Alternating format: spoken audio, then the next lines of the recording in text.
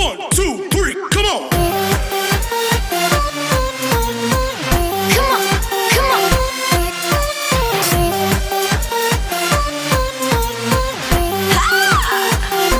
Baiklah, saya Bunga Berlianasari akan menjelaskan sedikit tentang kebijakan-kebijakan pada masa pemerintahan kolonial Belanda di Indonesia. Saya akan menjelaskan tentang kebijakan yang terdapat pada bidang ekonomi, politik, dan sosial budaya. Setelah berakhirnya kekuasaan Inggris di Indonesia dikuasai oleh pemerintahan Hindia Belanda. Pada mulanya pemerintahan ini merupakan pemerintahan kolektif yang terdiri atas 3 orang, yaitu Vlot, Buyskes, dan Van der Capellen. Mereka berpangkat komisaris jenderal. Pemerintahan kolektif itu bertugas menormalisasikan keadaan lama, yaitu dari masa pemerintahan Inggris ke keadaan baru, yaitu pada pemerintahan Belanda. Masa itu dinamakan yaitu masa peralihan yang berlangsung dari tahun 1816 sampai 1819. Pada tahun 1819, kepala pemerintahan mulai dipegang oleh seorang gubernur jenderal yaitu Van der Capellen, yaitu pada tahun 1816 sampai 1824. Kebijakan yang dilakukan Belanda pada masa pemerintahannya dalam bidang ekonomi. Yang pertama itu adalah penerapan sistem tanam paksa atau disebut juga dengan Kulturstelsel. Itu terjadi pada tahun 1830 sampai 1870. Istilah ini sebenarnya berarti sistem tanaman. Terjemahannya dalam bahasa Inggris adalah kultur, yaitu sistem atau cultivation atau sistem juga. Pengertian dari Kulturstelsel sebenarnya adalah kewajiban rakyat Jawa untuk menanam tanaman ekspor yang laku untuk dijual di Eropa. Rakyat pribumi menerjemahkan Kulturstelsel dengan sebutan tanam paksa. Hal ini dikarenakan pelaksanaan proyek penanaman dilakukan dengan cara-cara paksa. Pelanggarnya dapat dikenakan hukum fisik yang amat berat. Jenis-jenis tanaman yang wajib ditanam yaitu berupa tebu, nila, teh, tembakau, kayu manis, kapas, merica, atau lada, dan kopi. Sistem tanam paksa ini berdampak juga pada rakyat. Pelaksanaan sistem tanam paksa memberikan dampak bagi rakyat Indonesia. Ada dampak positif maupun dampak negatif. Di antara dampak positif yaitu rakyat Indonesia mengenal teknik menanam jenis-jenis tanaman baru. Rakyat Indonesia mulai mengenal tanaman dagang yang berorientasi pada impor. Dampak negatif dari pelaksanaan tanaman paksa ini sangatlah banyak, seperti kemiskinan serta penderitaan fisik dan mental yang berkepanjangan, beban pajak yang berat, pertanian, khususnya padi, banyak mengalami kegagalan panen. Kelaparan dan kematian terjadi di banyak tempat, seperti di Cirebon yaitu pada tahun 1843 sebagai akibat dari pemungutan pajak tambahan dalam bentuk beras, seperti di Demak pada 1848 dan di Grobogan yaitu pada tahun 1849 sampai 1850. Sebagai akibat kegagalan panen, jumlah penduduk Indonesia menurun dengan sangat drastis.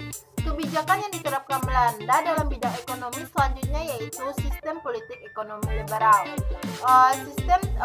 Sebelum tahun 1870, Indonesia dijajah dengan model imperialisme kuno atau ancient imperialisme, yaitu dikeruk kekayaannya saja. Setelah 1870, Indonesia diterapkan imperialisme modern, yaitu diterapkan open door politik, yaitu politik pintu terbuka terhadap modal-modal swasta asing. Pelaksanaannya politik pintu terbuka tersebut diwujudkan melalui penerapan sistem politik ekonomi liberal. Pelaksanaan sistem tanam paksa telah menimbulkan penderitaan rakyat pribumi, tetapi hanya memberikan keuntungan kepada pihak Belanda secara besar-besaran. Berkembangnya paham liberalisme sehingga sistem tanam paksa tidak sesuai lagi untuk diteruskan. Kemenangan Partai Liberal dari Parlemen Belanda mendesak pemerintahan Belanda menerapkan sistem ekonomi liberal di Indonesia. Tujuannya agar para pengusaha Belanda sebagai pendukung Partai Liberal dapat menanamkan modalnya di Indonesia. Adanya Traktat Sumatera yang memberikan kebebasan bagi Belanda untuk meluaskan wilayahnya ke Aceh. Sebagai imbalannya, Inggris meminta Belanda menerapkan sistem ekonomi liberal di Indonesia agar pengusaha Inggris dapat menanamkan modalnya di Indonesia. Pelaksanaan peraturan sistem politik ekonomi liberal sendiri yaitu terdapat pada Indies Compatibility with yaitu pada tahun 1867, berisi tentang perbendaharaan negara Hindia Belanda yang menyebutkan bahwa menentukan anggaran belanja Hindia Belanda harus diterapkan dengan undang-undang yang disetujui oleh Parlemen Belanda, yaitu Undang-Undang Gula yang menetapkan bahwa tanaman tebu adalah monopoli pemerintahan yang secara berangsur-angsur akan dialihkan kepada pihak swasta. Undang-undang agraria yaitu terjadi pada tahun 1870. Adapun isi dari undang-undang agraria tersebut yaitu tanah di Indonesia dibedakan atas tanah rakyat dan tanah pemerintah. Tanah rakyat dibedakan atas tanah milik yang bersifat bebas dan tanah milik desa yang tidak bebas. Tanah tidak bebas adalah tanah yang dapat disewakan kepada pengusaha swasta. Tanah rakyat tidak boleh dijual kepada orang lain, tetapi tanah pemerintah dapat disewakan kepada pengusaha swasta hingga 75 tahun. Pelaksanaan sistem politik ekonomi liberal di Indonesia merupakan jalan bagi pemerintahan kolonial Belanda menerapkan imperialisme modernnya. Hal ini berarti Indonesia dijadikan tempat untuk berbagai kepentingan seperti mendapatkan bahan mentah atau bahan baku industri di Eropa, mendapatkan tenaga kerja yang murah, menjadi tempat pemasaran barang-barang produksi Eropa, menjadi tempat penanaman modal asing. Seiring dengan berjalannya waktu, pelaksanaan sistem politik ekonomi liberal Belanda melaksanakan Pact Nederlandika, yaitu usaha pemulatan negeri jajahan Belanda di Indonesia. Hal itu dimaksudkan agar wilayah Indonesia tidak diduduki oleh bangsa Barat lainnya, lebih-lebih setelah dibukanya terusan Suez pada tahun 1868 yang mempersingkat jalur pelayaran antara Eropa dan Asia. Akibat dari pelaksanaan sistem politik ekonomi liberal tersebut yaitu bagi Belanda memberikan keuntungan sangat besar kepada kaum swasta Belanda dan pemerintah kolonial Belanda. Hasil-hasil produksi perkebunan dan pertambangan mengalir ke negeri Belanda. Negeri Belanda menjadi pusat perdagangan hasil dari tanah jajahan. Selanjutnya itu dampak bagi Indonesia, kemerosotan tingkat kesejahteraan penduduk. Adanya krisis perkebunan pada tahun 1855 karena jatuhnya harga kopi dan gula berakibat sangat buruk bagi penduduk. Menurunnya konsumsi bahan makanan terutama beras, sementara pertumbuhan penduduk Jawa meningkat sangat pesat. Menurunnya usaha kerajinan rakyat karena kalah saing dengan barang-barang impor dari Eropa. Pengangkutan dengan gerobak menjadi merosot penghasilnya setelah adanya angkutan dengan kereta api. Rakyat menderita karena masih diterapkannya kerja rodi. Kebijakan yang diterapkan Belanda selanjutnya yaitu kerja rodi. Kerja rodi merupakan suatu kerja paksa yang diterapkan oleh pemerintah kolonial Belanda yang berupa pengerahan tenaga rakyat untuk membangun infrastruktur sipil atau militer demi kepentingan pangkalan milik pemerintahan kolonial itu sendiri. Berbeda dengan kerja paksa yang menggunakan tenaga tawanan atau tahanan, kerja rodi cenderung menggunakan rakyat bebas dan kadang masih mendapatkan upah walau sedikit atau bahkan tidak sama sekali. Contoh pemerintah kolonial Belanda yang menerapkan sistem kerja rodi ialah pemerintahan VOC dan Hindia Belanda di Indonesia. Kerja rodi ini di pemerintahan kolonial Belanda diperhalus istilahnya menjadi kerja wajib negara. Keinginan utama Daendels adalah agar masyarakat Indonesia mau bekerja untuk kepentingan Republik Batak. Herman William Daendels adalah seorang pemimpin laki-laki yang dipilih oleh Republik Batak untuk memelihara daerah Indonesia, terutama wilayah Jawa.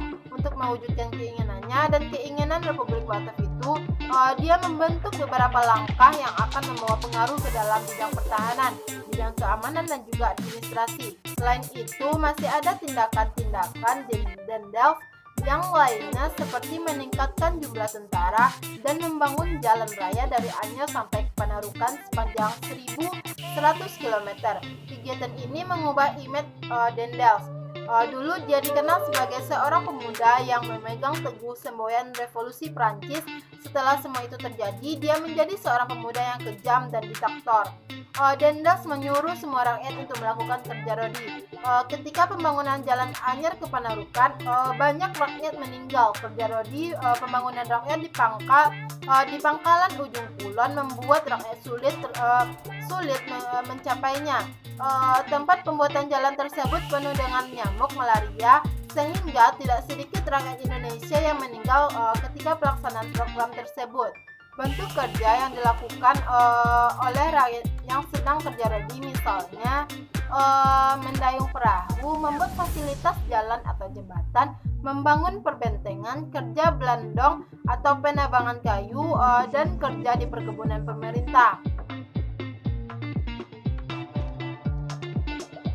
Saya akan menjelaskan tentang kebijakan pemerintah Hindia Belanda dalam bidang politik. Yang pertama itu adalah politik etis atau politik balas budi. Merupakan suatu pemikiran yang menyatakan bahwa pemerintah kolonial memegang tanggung jawab moral bagi kesejahteraan bumi putra. Pemikiran ini merupakan kritik terhadap politik tanam paksa. Munculnya kaum etis yang dipelopori oleh Peter Brousseau dan Van Deventer yang dia tersebut adalah politikus, ternyata membuka mata pemerintah kolonial Belanda untuk lebih memperhatikan nasib para bumi putra yang terbelakang.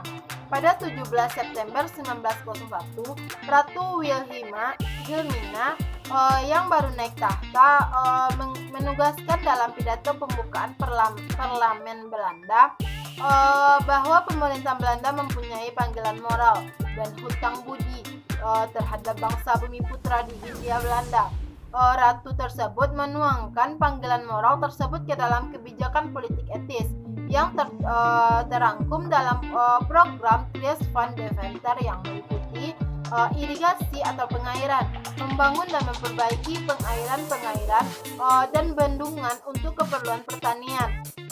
Imigrasi yakni mengajak penduduk untuk bertransmigrasi. Edukasi yakni memperluas dalam bidang pengajaran dan pendidikan. Banyak pihak menghubungkan kebijakan baru politik Belanda ini dengan pemikiran dan tulisan-tulisan Van Deventer yang diterbitkan beberapa waktu sebelumnya, sehingga Van Deventer kemudian dikenal sebagai pencetus politik etis ini.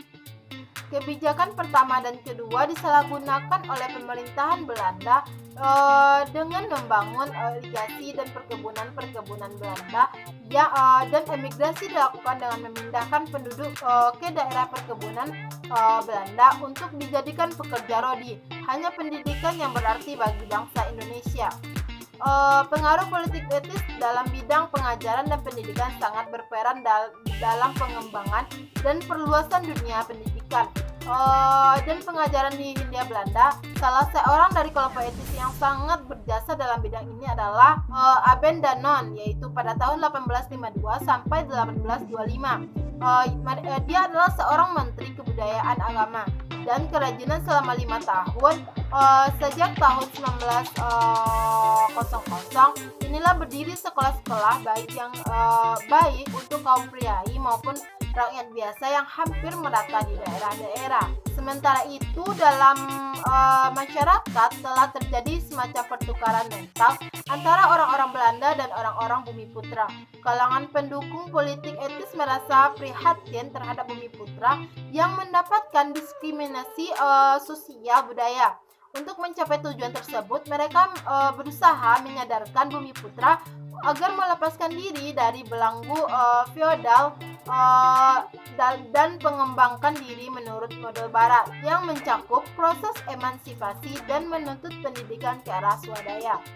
Selanjutnya yaitu politik pecah belah atau divide et impera. Politik pecah belah atau politik adu domba atau divide et impera adalah kombinasi strategi politik, militer, dan ekonomi yang bertujuan untuk mendapatkan dan menjaga kekuasaan dengan cara memecah kelompok besar menjadi kelompok-kelompok kecil yang lebih mudah ditaklukkan. Dalam konteks lain, politik pecah belah juga berarti mencegah kelompok-kelompok kecil untuk bersatu menjadi sebuah kelompok besar yang lebih kuat. Awalnya divide et impera merupakan strategi perang yang diterapkan oleh bangsa kolonialisme mulai pada abad ke-15 yaitu Spanyol, Portugis, Belanda, Inggris, dan Prancis. Bangsa tersebut melakukan ekspansi dan penaklukan untuk mencari sumber-sumber kekayaan alam, terutama di wilayah tropis. Seiring dengan waktu, metode penaklukan mereka mengalami perkembangan sehingga divide et impera tidak lagi sekedar sebagai strategi perang, namun lebih menjadi strategi politik. Politik pecah belah termasuk strategi yang digunakan oleh penjajah kolonial Belanda untuk menggagalkan berdirinya Negara Kesatuan Republik Indonesia pasca kemerdekaan Indonesia tahun 1945. Politik ini memecah belah suatu bangsa agar bisa ditaklukkan dengan tujuan untuk mendapatkan dan menjaga kekuasaan dengan cara memecah kelompok besar menjadi kelompok kecil. Pada tahun 1947 sampai 1948, Belanda membentuk negara boneka dengan menjadikan kemerdekaan terhadap beberapa negara boneka yang telah dibuatnya, di antaranya negara Indonesia Timur, sekarang Papua, negara Sumatera Timur, negara Madura, negara Pasundan, negara Sumatera Selatan, dan negara Jawa Timur.